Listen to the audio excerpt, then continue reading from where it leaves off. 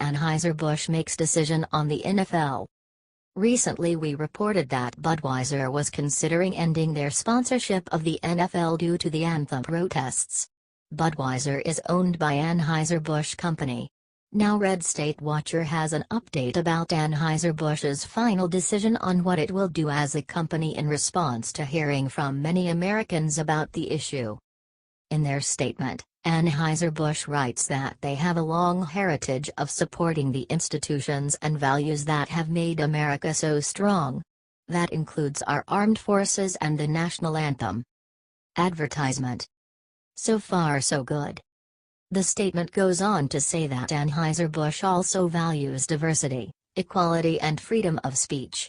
We proudly employ over 1,100 military veterans and we work every day to create an inclusive environment for all of our employees. Because only together can we achieve our dream of bringing people together for a better world. The statement then takes a sharp left turn. The phone line for customer input was never specifically about their sponsorship of the NFL, it was just open to customer input, the statement claims. The Anheuser-Busch phone line has always been available for consumer inquiries on a variety of topics, but we are not conducting a survey regarding our NFL sponsorship, it reads. We have many long-term sports partnerships, including our NFL sponsorship, and while we may not agree on everything, we still believe in the power of sport to bring people together and overcome their differences. We have no plans to end our NFL sponsorship. Advertisement. This is very politically correct, don't you think? It sounds like Anheuser Busch is basically backing down. What do you think?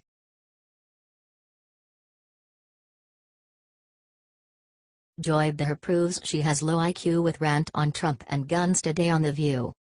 The View took advantage of the latest tragedy to push their awful politics.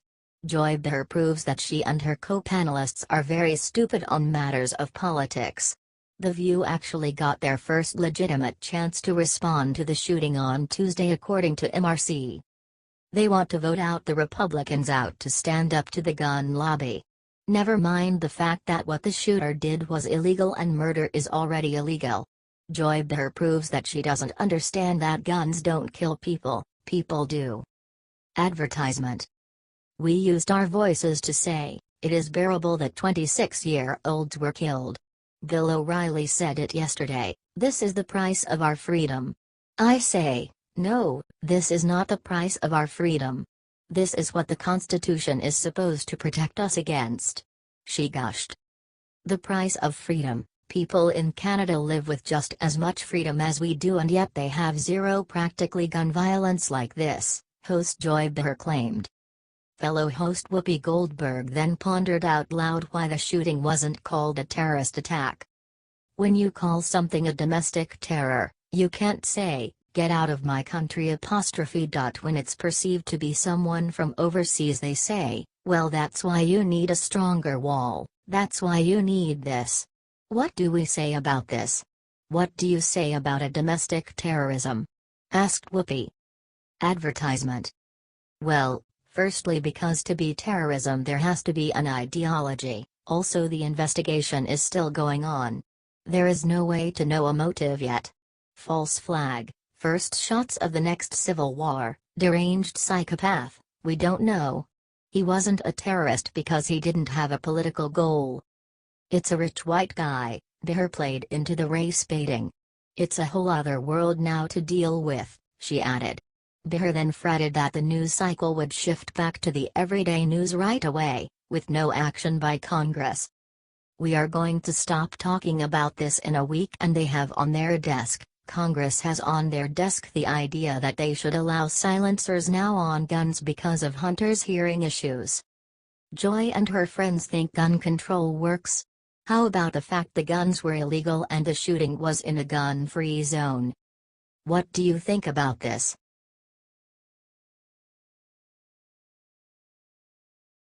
Former Marine's heroic story of how he saved over 24 people in Las Vegas shooting. A heroic story leaked out from the Daily Mail after the Las Vegas massacre. This heroic story is one for the books, as a former Marine stole a truck and rescued dozens of people. Taylor Winston is the former Marine who heard the gunfire and he hopped into action.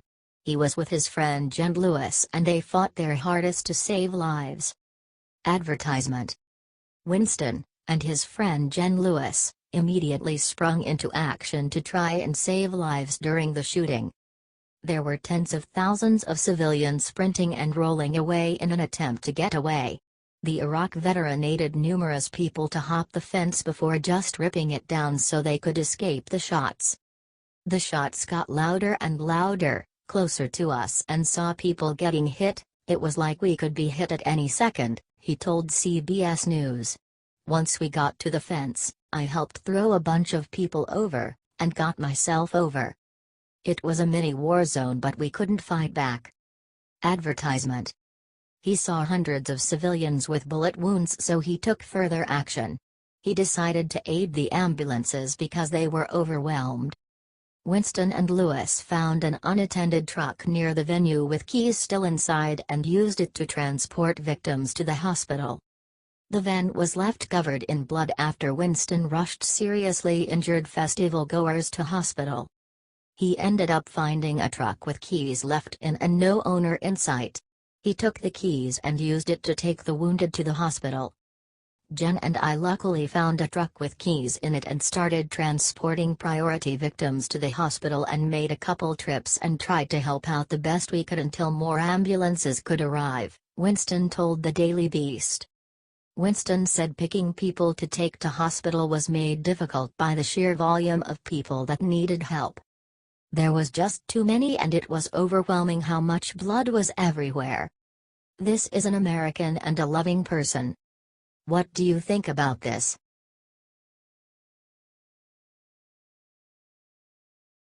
Check out what happens when San Juan mayor finally meets Trump face-to-face in Puerto Rico. Hurricane Maria is racist. President Trump is racist. Weather is racist. You reading this, you're racist. I'm racist. Race is racist. The ocean is especially racist. Now that we've established that, let's talk about the moronic San Juan mayor who called out according to the left. The San Juan mayor is one of 78 mayors across Puerto Rico and she is the only one that had a problem with Trump and FEMA's response to Hurricane Maria. She was very stupid when she gave the address to CNN showing all of the aid behind her. Advertisement. They met in person today according to IJR, and it was awesome. She shook hands with the president. San Juan Mayor Carmen Yulín Cruz finally came face-to-face with President Donald Trump in Puerto Rico on Tuesday amid their public spat over the U.S. response to the devastating hurricane damage on the island. Cruz shook the president's hand without incident ahead of a planned briefing on Monday. However, it was also reported that Cruz refused to clap with everyone else at the table for Trump as he discussed the federal response in Puerto Rico. Trump did not criticize Cruz during the briefing, but he did offer some strong words of praise for Puerto Rico Governor Ricardo Rossello for refusing to play politics in the aftermath of the hurricane. Rossello also thanked Trump and the federal government for its efforts during the time of crisis. What do you think of this story?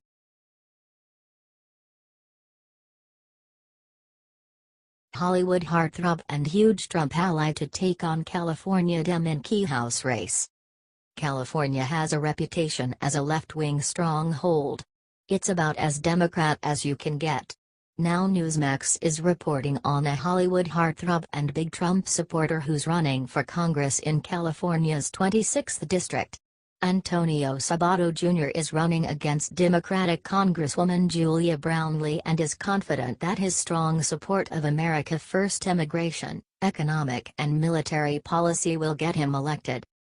Sabato is most famous for his acting in General Hospital and Melrose Place. He immigrated legally to America from Italy in 1985 and became a U.S. citizen in 1996. Sabato has said he wants to see some legislation to help dreamers, but first he wants the wall to get built. Advertisement.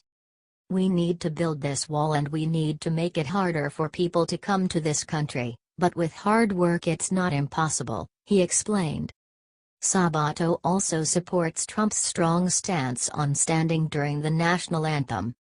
Sabato's website makes it clear that he isn't afraid to stand out from Hollywood anti-Trumpers and emphasizes that he has not been shy about his political views in the face of his Hollywood peers and is proud of his early support for President Donald J. Trump. Sabato has repeatedly explained why he supports President Trump. Advertisement. I supported our president from day one because I knew he was the guy for the job. I just had enough with being lied to by a government for such a long time. We need people in government like myself who are actually going to work for the American people. It's simple as that, Sabato said. On immigration, too, Sabato is strongly behind Trump. Our country should be first, and we finally have a president who says certain things that might be too harsh to take, but at the end of the day, we have a lot of people who are coming here illegally, he said. At what point do you actually close the border and make it something where it's harder to get in here, not easier? Sabato announced he was running in May and he is feeling confident because he puts veterans and the middle class first. I think veterans should be first in line to be treated and they're not. We're not doing enough for our veterans who are risking their lives, who have risked so much, he said. We need to help American people go to work and feel happy again that they're in the right country. And so that's why I'm in. I'm in it for the American people from day one. Sabato's opponent Brownlee has been a total failure in Congress, accomplishing literally nothing, so he has a real shot here. Brownlee even ignored the fact that a VA office in her district was caught shredding records after it was exposed as having massive wait times for veterans. She's not America first, in other words. But that shouldn't surprise any of us, she's a Democrat.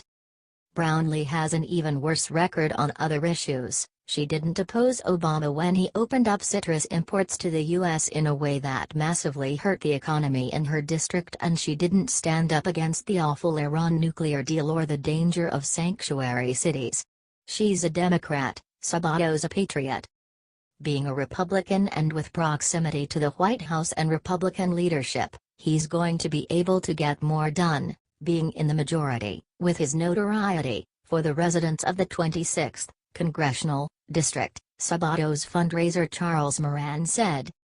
California's 26th District includes much of Ventura County, including the towns of Thousand Oaks, Camarillo and Oxnard. The district voted federally for Obama and Clinton, but it has also voted twice in the past for a Republican governor and Carly Fiorina for Senate. Translation: Sabato has a real shot in the 26th district if he plays his cards right.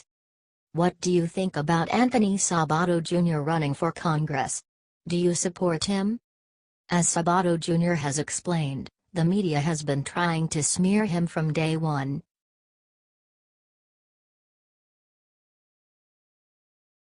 Right after shaking his hand in Puerto Rico, San Juan mayor goes on CNN and stabs Trump in back. Independent Journal Review brought a story about the ungrateful, whiny San Juan mayor just moments after she met with Trump. It was obvious that she is serving her Democratic overlords and not telling the truth. The San Juan mayor goes insane even more every time she's on TV. The San Juan mayor goes on TV and lies about Trump. That's no surprise. This is just embarrassing for her because just hours after shaking his hand in Puerto Rico she made an appearance on CNN to bash Trump again. Let's face it, that's about all CNN puts on their airwaves anyway. Advertisement. She was asked if she believes that Trump would continue to help Puerto Rico's needs in the aftermath. Never mind the fact that Puerto Rico has enough supplies for the entire island for 6 months and the corrupt Puerto Rican official on the ground aren't distributing the aid. Never mind the fact that she gave Trump a glowing review just a week ago. This is what she said. Well, I sure hope so. But, sometimes his foul communication gets in the way. We would have all preferred, and I'm speaking for myself, to just have him hear from us the reality on the ground versus Alice in Wonderland and back to reality.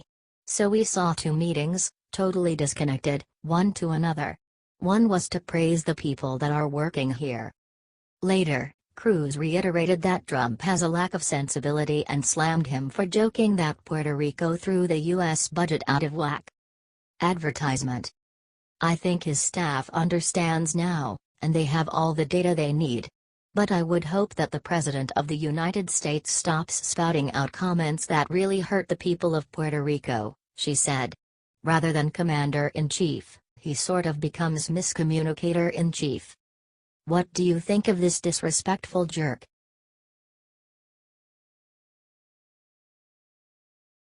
Sean Hannity rips shameless liberals for vile thing they just did to Melania Trump. Sean Hannity rips the left on a regular basis. On his website, Sean Hannity rips the losers who bashed First Lady Melania Trump over the shoes she was wearing on her trip to Puerto Rico. Is this real life?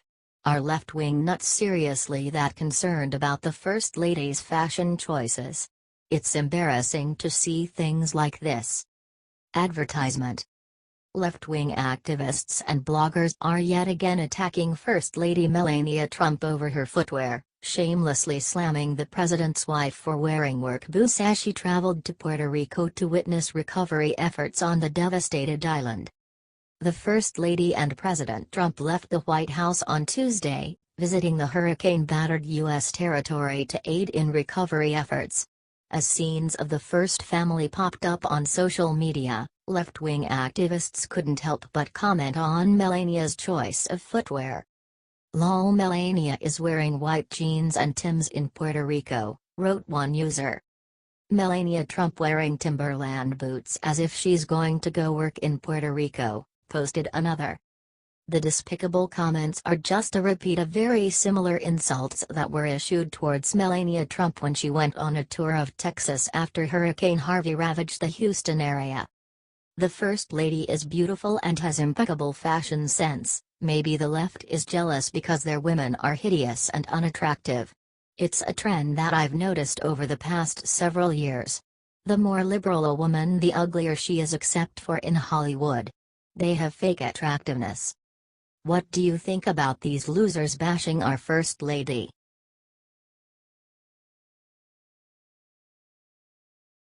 Breaking: Mark Cuban fires first shot in coming war with President Trump. Mark Cuban fires the first shot at Trump for the 2020 election, according to Freedom Beacon. The billionaire businessman Mark Cuban fires the shot by admitting that he is considering a possible run for President of the United States on Tuesday. A new podcast posted this on Thursday. Advertisement. It's funny because the liberals would be pissed. He would rip away a lot of votes away from Kamala Harris and Trump would destroy them both much easier. In an interview with former Democratic South Carolina State Representative Behar Sellers' podcast Viewpoint, Cuban said he is an independent all the way through who tries to remain informed and objective on issues. Sellers noted that Cuban supported Hillary Clinton during her campaign against President Donald Trump in 2016 and asked if he would help Democrats in the 2018 midterm elections. Cuban doesn't believe that he will not be campaigning during midterms, but that could change depending on the fact that Cuban isn't known for being very decisive in the political sphere. Advertisement. Mark, are you considering running for President of the United States? Sellers asked. Yes. Considering, yes, Cuban said. Ready to commit to it, no. If it comes down to, do I think I can win because I can convince more people to vote for me? Then no, I won't run, Cuban said. Cuban remarked in 2015 that he could beat both Trump and Clinton if he decided to run in 2016, although he stayed out of the race. Cuban owns the NBA's Dallas Mavericks and also serves as one of the rotating shark investors on the hit show Shark Tank. Cuban would lose. So it doesn't matter if he runs anyway. Cuban may have a good chance that way both outsiders would be running, but Trump would then have 4 years on him in office. What do you think of Cuban running?